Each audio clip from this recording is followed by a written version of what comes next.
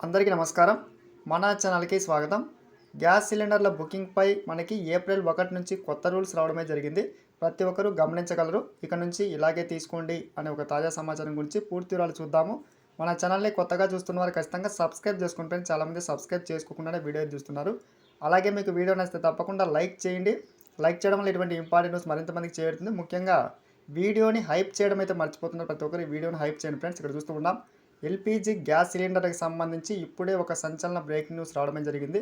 దేశంలోని ప్రధాన నగరాల్లో హోటల్స్ దాదాపుగా మూతపడడమే జరిగింది. సో ముఖ్యంగా తాజాగా గృహ అవసరాల కోసం వినియోగించే గ్యాస్ సిలిండర్ బుకింగ్పై మనకి కీలక నిర్ణయాలు, కొత్త ప్రకటన అయితే రావడం జరిగింది. ఇక్కడ చూస్తున్నాం LPG gas cylinder delivery rules అని చెప్పి. సో ప్రతి ఒక్కరు గమనించగలరు.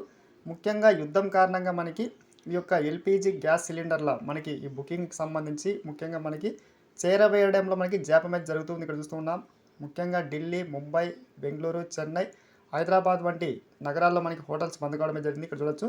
గ్యాస్ బుకింగ్ కోసం కనీస వ్యవధిని కేంద్రం 25 రోజులకు పెంచగా ఇప్పుడు గ్రామాల్లో ఆ గడువును 45 రోజులకైతే పెంచుతూ మనకి ఆదేశాలు అయితే జారీ చేసింది ఫ్రెండ్స్. ఇక్కడ చూస్తూ ఉన్నాం వినియోగదారులకి గ్యాస్ సిలిండర్ చేరవేయడంలో జాప్యం జరుగుతుందని చెప్పి ప్రజలు వాపోతూ ఉన్నారు. ఈ నేపథ్యంలో ఏజెన్సీల నుంచి ఎలాంటి స్పందన లేకపోతే ముఖ్యంగా ఒక చిన్న పని చేస్తే మీ ఇంటికి గ్యాస్ సిలిండర్ వచ్చేస్తుంది. ముఖ్యంగా మనకి ఈ యొక్క వాట్సాప్ ద్వారా మనము గ్యాస్ బుకింగ్ అయితే చేసుకోవచ్చు. ఇది 100% అయితే మనకి బుక్ అయితే అవుతుంది. గమనించగలరు. వాట్సాప్ ద్వారా మీరు తక్షణం అయితే చేసుకోండి. ఇక్కడ చూస్తూ ఉన్నాం ఇరాన్ యుద్ధ సంక్షోభం నేపథ్యంలో గ్యాస్ సిలిండర్ల కొరత లేకుండా ఉండేందుకు కేంద్ర ప్రభుత్వం కూడా అనేక చర్యలు తీసుకుంటూ ఉంది.